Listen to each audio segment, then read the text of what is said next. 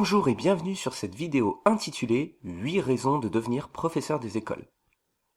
Il est parfois complexe d'avoir une vision précise sur ce que peuvent être les différents avantages du métier de professeur des écoles. Cette vidéo propose de revenir sur les 8 raisons d'exercer ce métier. Raison numéro 1, se sentir utile. Se sentir utile répond aux besoins d'estime et d'accomplissement de soi. C'est ici que le métier de professeur des écoles intervient. À travers cette profession, vous avez une certaine forme d'estime de la part de vos élèves, mais aussi de la part de vos parents d'élèves. Vous avez également cette sensation d'accomplissement personnel, puisque vous vous sentez utile dans votre travail. Lorsque vous êtes enseignant, vous êtes utile. Vous êtes utile avant toute chose aux enfants. Vous leur apprenez des savoirs fondamentaux. Lire, écrire, compter.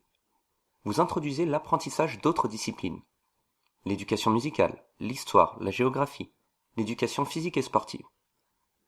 Vous leur apprenez à vivre en société, à comprendre certaines règles sociales pour savoir vivre avec les autres.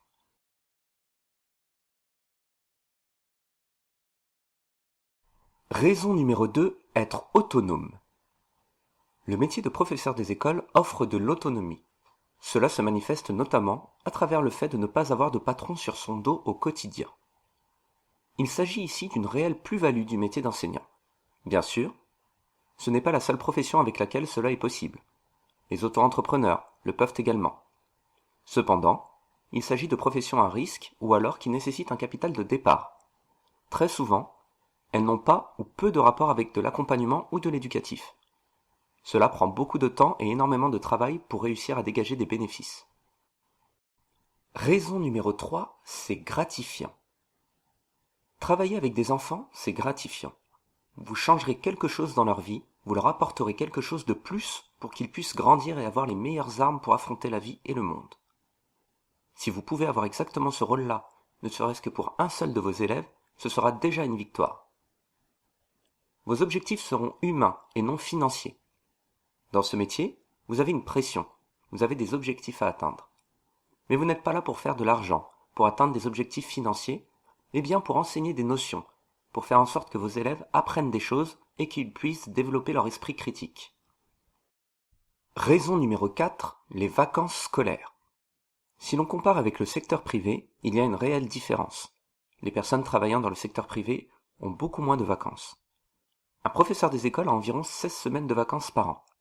C'est en moyenne 2 à 3 fois plus qu'une personne travaillant dans le secteur privé. C'est un avantage de la profession non négligeable, car cela dégage du temps que vous n'avez pas à passer en responsabilité d'une classe. C'est d'ailleurs du temps que l'on peut passer en présence de ses proches. Les vacances scolaires vous permettent tout simplement d'y passer du temps en présence de votre famille. Raison numéro 5, un métier dans lequel on ne s'ennuie jamais. Le métier de professeur des écoles est une profession dans laquelle on ne s'ennuie pas. Le rythme, tout au long de la journée, est soutenu. Et cela fait que le temps passe très vite.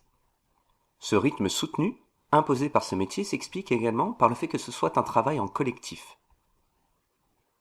Un autre élément qui permet de rendre le métier de professeur des écoles peu ennuyeux est sa pluridisciplinarité. La pluridisciplinarité signifie tout simplement plusieurs disciplines. En tant que professeur des écoles, vous serez amené à enseigner différentes disciplines. Cela peut être considéré comme une difficulté, puisqu'il faut être en capacité d'enseigner différentes matières, mais cela permet de ne pas s'ennuyer et de rester motivé dans le cadre professionnel. Raison numéro 6, avoir un salaire correct. Un enseignant gagne correctement sa vie, car il gagne ce qui correspond au salaire moyen en France. Le salaire moyen en France, net, est de 2200 €. Le salaire net moyen des enseignants est relativement similaire au salaire net moyen en France. En cela, il est plutôt correct. Il y a cependant de fortes disparités selon les enseignants. La rémunération est très différente entre le salaire perçu à l'entrée dans le métier et celui perçu en fin de carrière. Ce salaire reste correct, dans le sens où il est possible de se loger, de vivre correctement et de s'accorder quelques loisirs. La rémunération de l'enseignant se compose de 2 éléments. Un traitement mensuel et une indemnité annuelle. Vous pouvez avoir accès facilement sur Internet à la grille de rémunération qui dépend de votre grade ainsi que de votre échelon. À ce traitement mensuel brut, il faudra ajouter différentes indemnités annuelles brutes. Il s'agit notamment de l'ISAE. indemnité de suivi et d'accompagnement des élèves, que chaque enseignant a le droit d'avoir. Le montant de cette indemnité est de 1 000 € net par an. Il existe également l'indemnité de résidence. Elle est différente selon l'académie où vous vous trouvez. Il ne s'agit pas d'une indemnité très élevée, puisque le montant le plus important est inférieur à 100 €. Raison numéro 7, la sécurité de l'emploi. La notion de sécurité de l'emploi dans la fonction publique est une spécificité française. Les structures publiques doivent garantir un service et ne sont donc pas soumises aux aléas économiques pouvant entraîner des licenciements, notamment en période de crise comme celle que nous traversons. À titre d'information, entre 1984 et 2002, ce sont seulement 55 agents publics qui ont été licenciés, et tous pour insuffisance professionnelle. C'est donc la grande différence avec le secteur privé, dans lequel il n'y a pas de sécurité de l'emploi. Certes, à niveau de diplôme égal, le secteur privé offre parfois des perspectives d'évolution beaucoup plus intéressantes que le secteur public. Mais vous n'avez pas cet avantage qui reste indéniable. Raison numéro 8, c'est un métier qui recrute. L'enseignement primaire est un secteur qui recrute. Vous avez peut-être vu des spots publicitaires concernant ces recrutements si vous avez fait des requêtes liées à l'enseignement sur Internet. En 2018, concernant le recrutement public, on constate qu'il y avait environ 10 500 postes ouverts au concours pour environ 71 400 candidats inscrits et 28 900 candidats présents aux épreuves d'admissibilité, les épreuves écrites. Environ 35% des présents aux épreuves d'admissibilité ont été déclarés admis. Vous avez donc une chance sur 3 d'obtenir votre concours compte tenu de ces chiffres nationaux. La probabilité d'avoir votre concours est cependant différente selon les académies.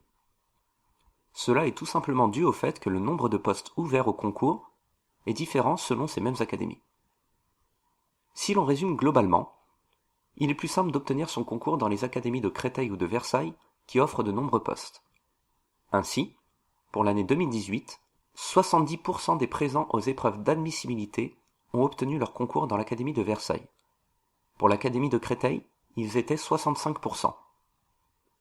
Dans d'autres académies, telles que la Corse ou Montpellier, le taux de réussite avoisine les 15%. Vous devez tenir compte de cette réalité au moment de votre inscription au concours. Merci d'avoir regardé cette vidéo. Si vous l'avez aimée, merci de la liker, de la partager ou de la commenter. Si ce n'est pas déjà fait, n'hésitez pas à vous abonner à la chaîne. On se retrouve très bientôt pour une prochaine vidéo.